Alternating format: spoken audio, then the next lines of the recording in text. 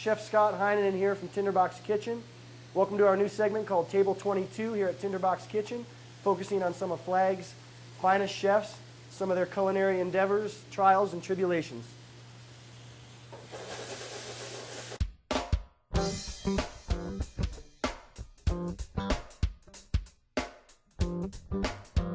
Sitting here with Dave Smith, the executive chef of Bricks Restaurant Wine Bar and Criollo Latin Kitchen in downtown Flagstaff. Good to have you for the pilot episode of Table 22 here at Tinderbox Kitchen. I know tell me a little bit about your history in the business. I know you spent some time in Portland. I think you spent some time in Flag prior to that. So what brought you back, and tell me a little bit about what you've done in the past few years. Yeah, well, I started my career in Virginia and went to culinary school in Scottsdale.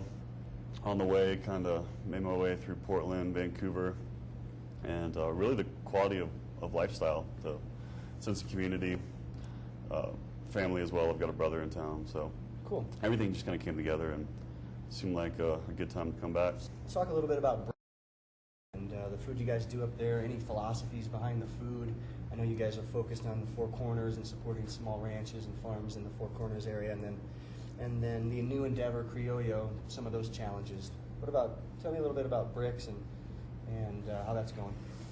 Yeah, Bricks is going fantastic. I think the kind of the philosophy behind Bricks carries over to Criollo as well, in the deeper sense, not really the style of food, but what we want to do is buy local, organic, sustainable, whenever possible, and so that's what we've been working on for 3 years at Bricks, kind of building those relationships with local farms and bringing that up to Flagstaff. And with Criollo, new concepts, completely different concept. We're doing Latin, but still trying to buy locally, sustainably.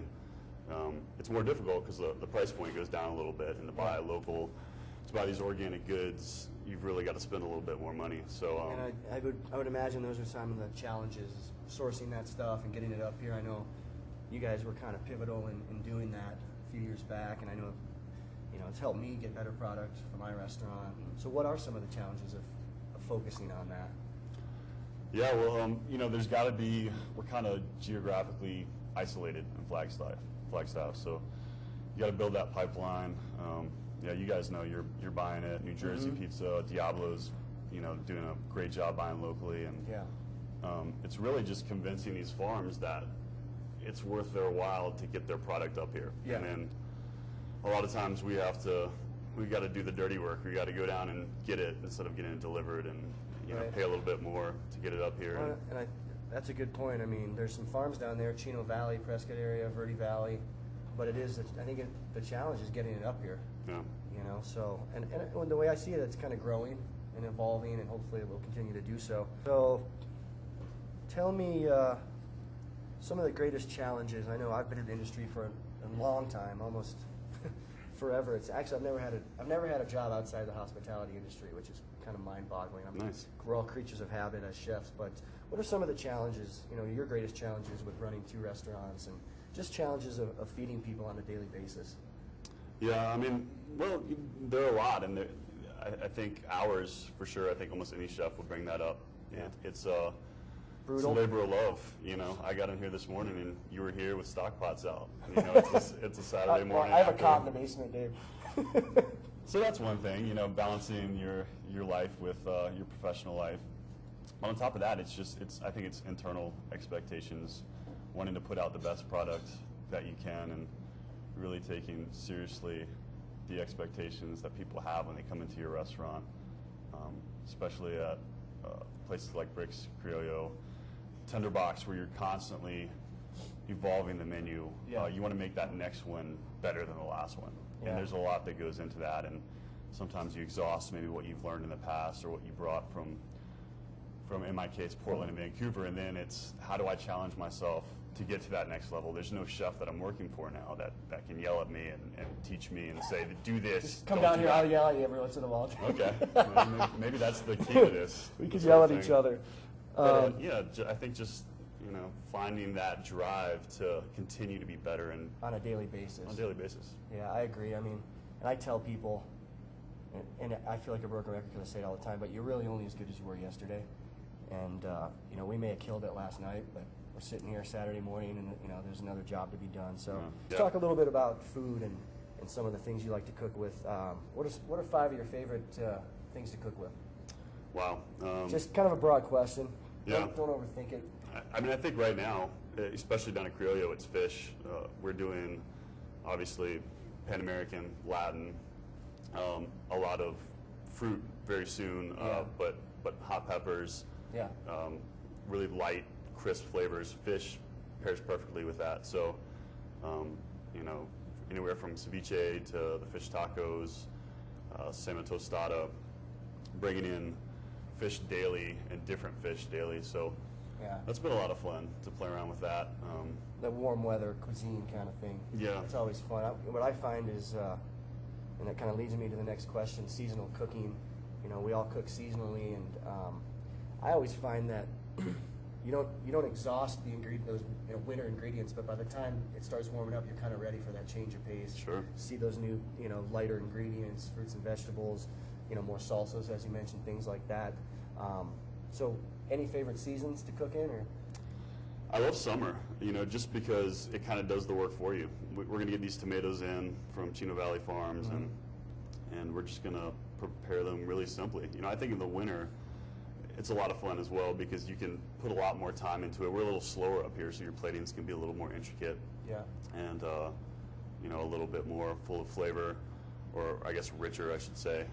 Summertime, we know we're going to be really busy, bringing the best produce we can. Yeah, and just kind of put it on a plate and prepare it very simply.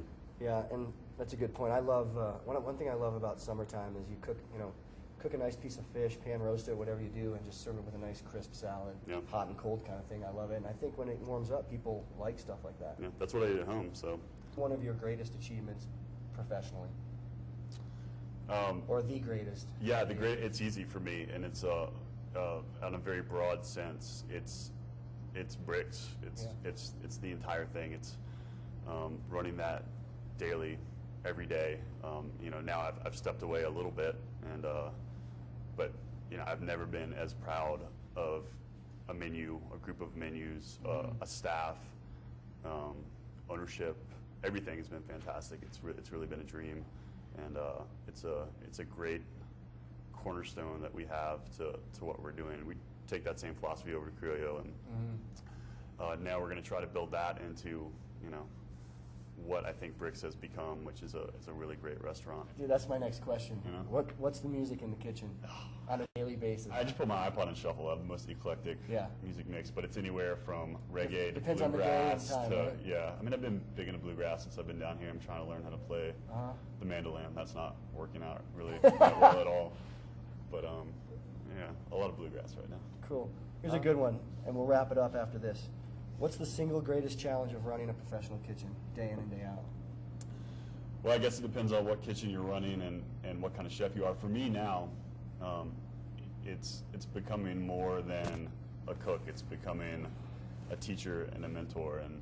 And for the first 10 years of my career, I was a cook, and I did what I was told, and I learned, and that was my job, to be a sponge and to execute the way that I was told to execute. Well, now in the last 6 years, it's morphed a little bit. I still have to do those things, but now I'm the one who has to put the impression on these kids. And these guys come out of culinary school and they want to have a 2-year stint at Bricks. Well, it's my responsibility for them to leave Bricks and to look back positively on that and say that they've learned. And I was saying something to somebody the other day about I have a kid who worked. He was in the culinary program at the high school, and it's like, it's not my job to rip him and break him down. It's my job to teach him what I can for his time here and then send him on his way. Yeah. And hopefully he'll take something with it or instill a spark, something like that. So, it's a challenge. Maybe that's cool though. At least for me, when that finally clicked in my head that wow, they're actually coming to cook for me. That's a great way to think about it. And these guys do leave culinary school and they come up here and they want to learn. And I feel pretty good now that we're sending them out of here when they're done with their time, and they've learned a lot. And that's cool. Well, thanks for being a part of Table 22. See you soon. Thank you very much, sir. Appreciate it.